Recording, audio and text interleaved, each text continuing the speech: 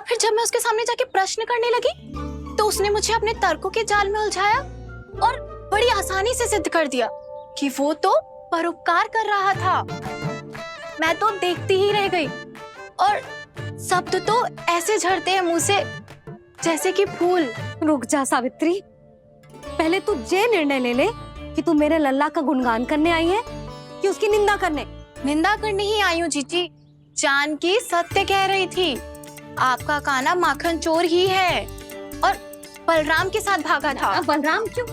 वो तो साक्षात गरुड़ देव की पीठ पे बैठ के उड़ के आयो है, तभी तो तुझसे बहुत पहले आके यहाँ बैठ गओ ना।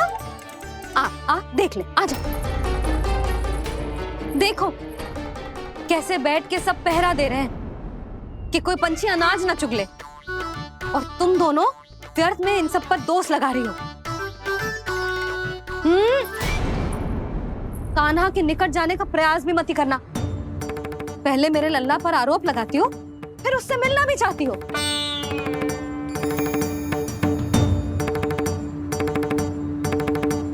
पर जीजी चोरी, अरे उसे तो चोरी का अर्थ भी ना पता होगा। तुम दोनों को नारायण का भय भी ना है क्या? हाँ, मेरे लल्ला पर आरोप लगाने से पहले तुम दोनों को लज्जा ना आई? हे नारायण, अब आप ही बताओ मैं क्या करूं।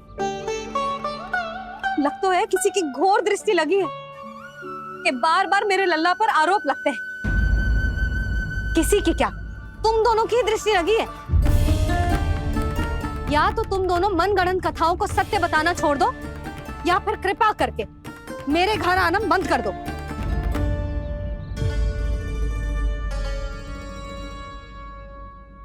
अब दोनों मुंह क्या ताक रही हो? हाँ, जाओ यहां से। और तुम दोनों नंद जी की सभा में क्यों ना गई?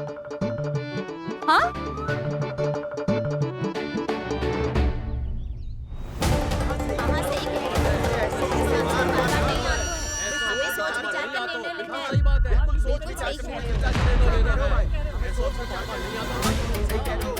जी कौन?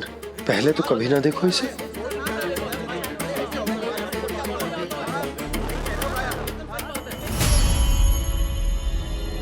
कहाँ को? बस करो।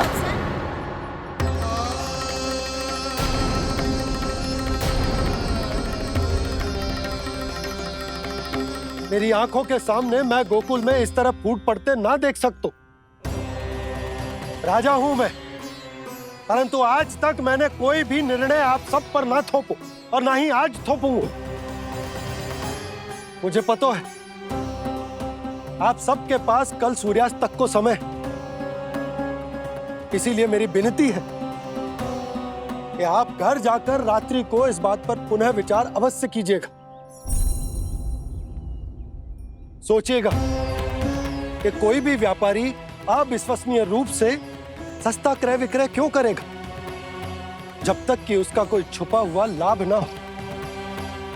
हमें सोचना होगा कि कहीं हम उसके बिछाए जाल में फंस तो ना रहे।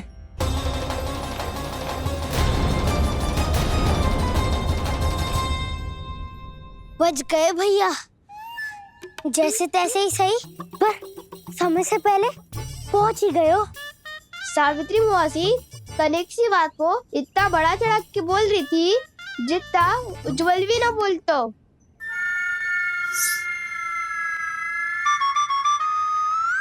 वैसे आनंद तो बहुत आयो, सच्ची। हाँ, बेहतर लगा तो माखन भी तो मिला और परोपकार भी होगा। बता कान्हा, और किसके घर जाना है अब? आज ही तो हमें शिक्षा मिली है। इतनी शीघ्र भूल गए तुम सब। लोग के चक्कर में पड़ोगे तो फंसोगे। लोग के चक्कर में पड़ोगे तो फंसोगे।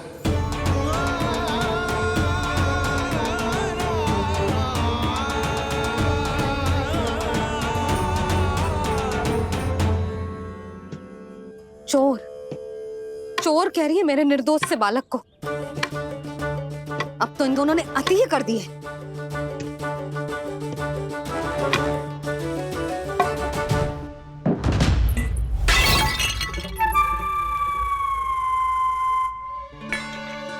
से भी अभी फूटना था।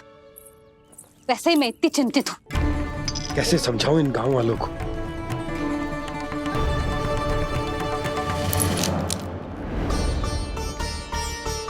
कोई समझने को तैयार ही ना है। लगता है सबकी बुद्धि भ्रष्ट हो गई है। सही कह रही हो यशोदा तुम। मुझे तो लगता है कि सोचना समझना ही छोड़ दिया सबने। अनेकों तर्क देके समझा दियो, सिद्ध कर दियो, पर इनकी मोटी बुद्धि में कछु आता ही ना है। यशोदा तुम तो तर्क की कह रही हो, मैंने तो उदाहरण देकर समझाने को प्रयास किया, पर अपनी बुद्धि के आगे कछु ना समझ में आ रहा इन गांव वालों को। क्या सारे के सारे गांव वाले मेरे लल्ला पर आरोप लगा रहे हैं? ये क्या कह रही हो तुम? मैं तो गांव वालों की बात कर रहा हूं जो नारायण के नाम पर वचन देकर उस अपरिचित व्यापारी को अपने दूध, दही, घी, माखन सब देने को तैयार है। लो कर लो बात। मैं गोपियों की बात कर रही हूँ जो लल्ला पर माखन चोरी का आरोप लगा रही हूँ। और आज तो सावित्री ने भी लल्ला को माखन चोर कह के पुकारो है।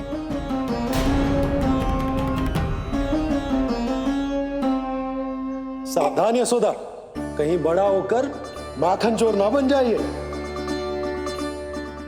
अच्छा, ये सब आप छोड़ो। स्त्रियों की बात है, मैं संभाल लूंगी।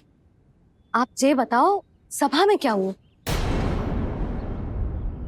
गोकुल में फूट पड़ गई यशोदा, लोभ की फूट।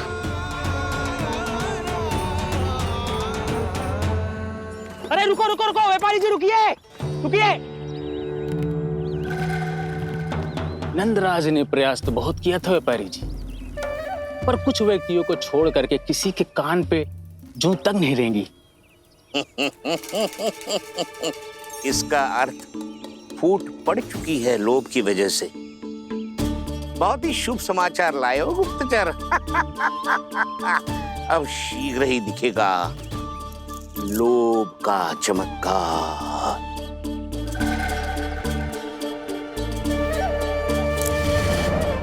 लोभ से बचने को जो पाठ हम कान्हा को पढ़ा रहे थे ना, आज वही पाठ मैं इन गांव वालों को समझाने में असमर्थ रहा।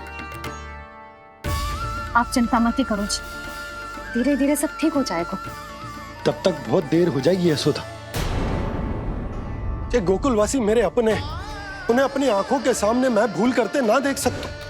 वो सुलक्षणा, वो उस व्यापारी के प्रभाव में आ गया, और शंकरी मौसी और सुमति भी सुलक्षणा के मार्ग पर ही चल रही। कान खोल के सुन ले बहू, आज से घर में दूध पीनो बंद, दही खानो बंद, और माखन तो बिल्कुल न खानो। पर मैया, पर किंतु परंतु कुछ ना सुननो मुझे। सुलक्षणा की जैसे धनवान बननो है कि ना?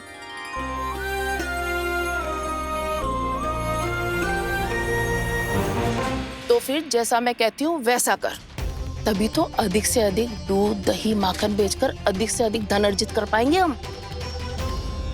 सुलक्षणा को उस व्यापारी की तरह धनवान बनना है और शंकरी मौसी को सुलक्षणा की तरह। ऐसे तो पूरा गांव ही लोभ में पड़कर कल उस व्यापारी के पास पहुंच जाएगा।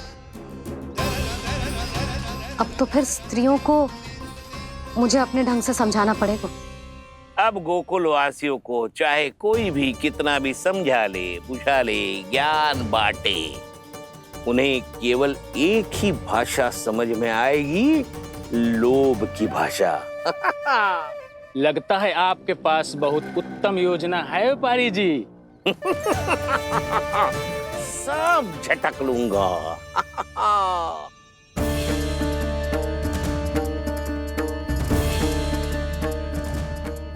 आपको क्या लगता है प्रभु, मैया के समझाने से गोपियाँ समझेंगी?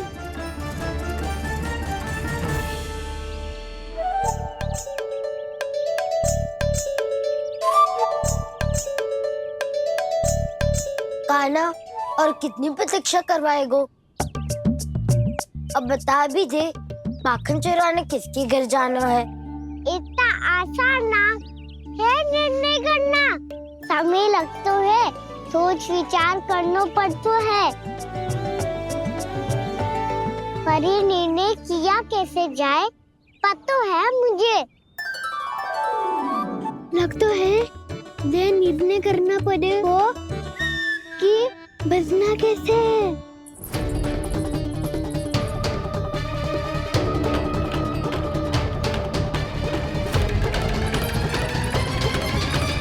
सावित्री मौसी ने हमारे चौरे विद्या प्रसारण के बारे में सबको बता दियो क्या?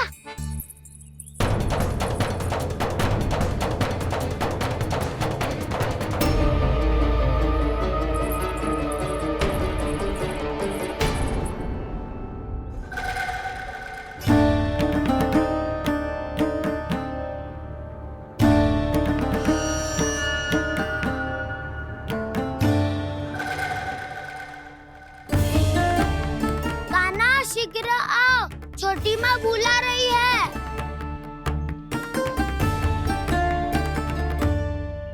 अब डांट भी पड़ेगी और कुटाई भी होगी। चौरी विद्या प्रसारण कल ही आरंभ हुआ था और आज ही समाप्त हो जाएगा। सब इतने गंभीर क्यों है आज? गंभीर तो होंगे ही ना दाऊ, क्योंकि मैया आज अच्छा वाला पाठ पढ़ाने वाली है।